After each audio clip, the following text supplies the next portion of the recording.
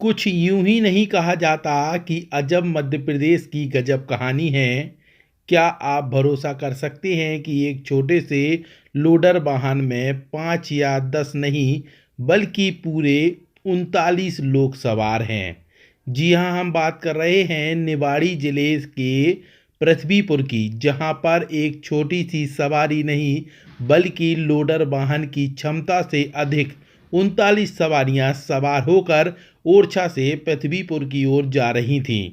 इसी दौरान महिला सूबेदार रजनी सिंह चौहान अपने वाहन से वहां से गुजर रही थी, तो उन्होंने भी इस वाहन को रोका और जब सारी सवारियों को उतारा और गिनती करना शुरू की तो यह आश्चर्य की बात साबित हो गई। पहले जरा यह वीडियो देखिए कि किस तरीके से महिला सूबेदार ने सभी सवारियों की गिनती करना शुरू की। 1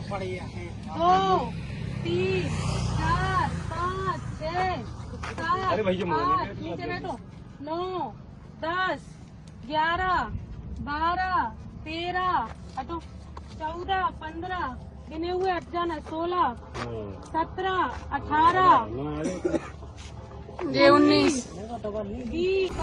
26 27 28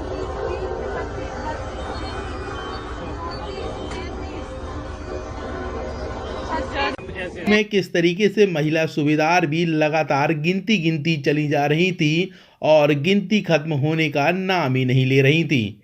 लगातार 39 सवारियां देखकर वह भी होश फाख्ता रह गईं और उन्होंने भी कहा कि यह कैसे संभव है कि लोडर गाड़ी में इतने अधिक लोग सवार होकर चले जा रहे हैं।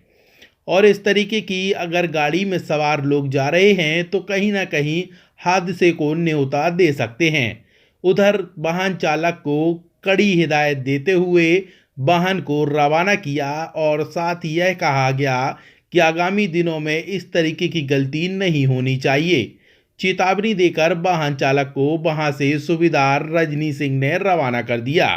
तो मैं ओरछा राम राजा सरकार की ड्यूटी से फ्री होकर पृथ्वीपुर ड्यूटी स्थल पर जा रही थी, तो मेरे द्वारा देखा गया कि लोडिंग वाहन में सवारियां भरी हुई, वो भी सवारियों की संख्या आवश्यकता से अधिक दिखाई दी। तो मेरे द्वारा पहले उनकी वीडियोग्राफी की गई, फिर उनको उतरवाया गया, काउंटिंग की गई, तो लगभग उसमें 39 सवारियां थी। उसके बाद मेरे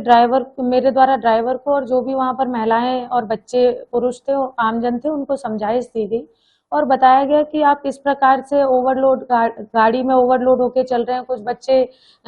आपे का जो जाली निकली होती है उस पर नई उम्र के बच्चे लटके हुए थे, तो किस किस प्रकार की हानियां, किस प्रकार के नुकसान देखने को मिल सकते हैं, इसके बारे में समझाया गया था। हालांकि अगर मैं चाहती तो मेरे पास एक बहुत सरल सा रास्ता था कि मैं यातायात पुलिस को बुलाकर उनका चालान भी, उस गाड़ी का चालान भी कटवा सकती थी, पर मेरे द्वारा उस रास्ते को ना अपनाते हुए उन लोगों को समझाइश दी गई, जिसके बाद